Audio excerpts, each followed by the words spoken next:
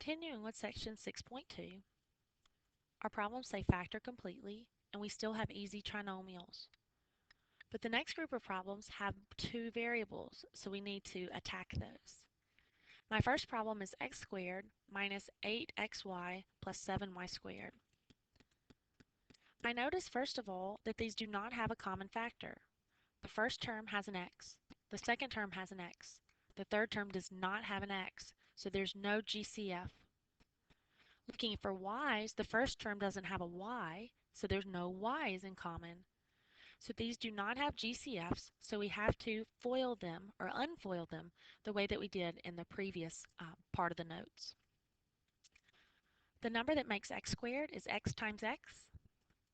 The term that makes x squared is x times x, so it goes in the front. And the term that makes y squared is y times y, and that goes in the back. And that's how you start it. Now you have to look at that 7. So you're looking for your factors of 7 that add to give you 8. So that would just be a 1 and a 7. You know that you have the same sign because it ends with a plus. And since they're the same sign, they're both going to be negative. And that would be your answer. X minus y, x minus 7y. Your second problem is x squared minus 3xy minus 10y squared. The terms that make up x squared would be x times x, and they're on their front. And the terms that make up y squared are y times y, and they're on the back. Now then, I can put my numbers in. I'm looking for something that multiplies to give me 10. So my choices are 1 times 10 and 2 times 5. I'm also looking for what subtracts to give me 3. So that would be 2 times 5. Since it ends with a negative, that means my signs are different. So I have a 5 and a 2, and I'm trying to get a negative 3 out of that. So if the 5 was negative and the 2 was positive, that would give me the result. So the 5 is negative and the 2 is positive.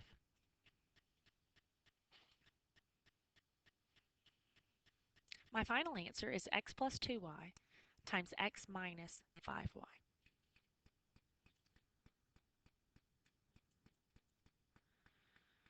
The next problem, I have x squared plus 8xy minus 33y squared. Just like the others, x times x on the front and y times y on the back.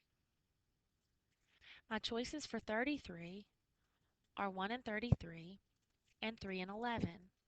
I'm looking for the group that subtracts to give me 8. So the group that subtracts to give me 8 would be 3 and 11. I know my signs are different because it ends with a negative. So I have an 11 and a 3, and I'm trying to get an 8 out of that that's positive. Since the 8 is positive, I may need my larger number to be positive, so that would be a positive 11 and a negative 3. So my final answer is x minus 3y, x plus 11y.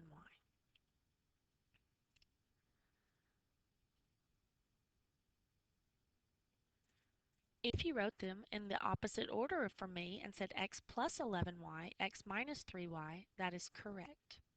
It does not matter the order in which you write it. Our last problem is x squared minus 15xy minus 16y squared. To make up an x squared, we have x times x, and to make up a y squared, we have y times y. This time I'm looking for the factors of 16 that subtract to give me 15. My factors of 16 are 1 and 16, 2 times 8, and 4 times 4. The group that subtracts to give me 16 would be 1 and 16. I know my signs are different, and I have a 16 and a 1, and I'm looking for a negative 15. So that means 16 is negative and 1 is positive. So 16 is negative and 1 is positive, and your answer would be x plus 1y, x minus 16y. Sometimes you have x's and y's in there and their greatest common factors. So that's what our next group of problems looks like. So I'm still asking you to factor, and your problem here is 2x squared y squared minus 14x squared y plus 20x squared.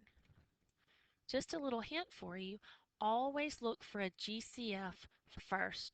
So that should be your first step. I see that all of these have a 2 in common, and all of them have an x. And the smallest x is x squared. So I can take a 2x squared out of each of these terms. And that's my first step. So if I took the 2 out, and I took an x squared out, that leaves me with a y squared left over. Minus 2 times 7 gives me 14. I took out the x squared, so I have 1y left over. Plus 2 times 10 would give me 20. I already took out the x squared, so I just get y squared minus 7y plus 10. Now that's just your GCF step. That's step 1. But we still have another step to go. This GCF here, 2x squared, I'm just going to bring down, and then I can open the parentheses for the trinomial. My choices for y squared are y, and my choices for 10 are 1 and 10, or 2 and 5. And I'm looking for the group that adds to give me 7. So that would be 2 and 5. Since they're adding to give me 7, or since they end with a positive, that means the signs are the same, and they're both negative. So my final answer is 2x squared times y minus 2 times y minus 5. That's called a two-step factoring problem. My next problem is x cubed y minus 2x squared y squared minus 3xy cubed. I see that they do not have numbers in common because the first term does not have a number. But every term has an x and every term has a y. The smallest x I see is x to the 1. The smallest y I see is y to the 1. So my greatest common factor is xy, and I'm going to take that out first in its own little step. So if I take out 1x, it leaves me with 2 x's behind, and I took out the only y.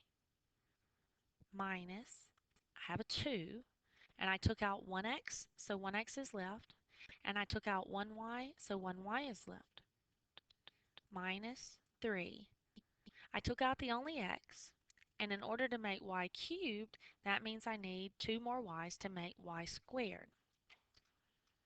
What's left behind in parentheses has x's and y's in it again, so we need to factor one more time, and you're just going to bring down this xy that's in front and open your parentheses. We have an x squared in the front, so that's x times x in the front, and we have a y squared in the back, so that's y times y in the back.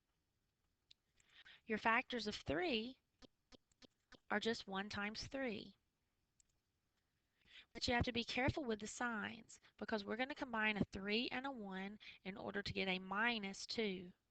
So I need the 3 to be negative and the 1 positive. So my final answer is xy times x plus y times x minus 3y.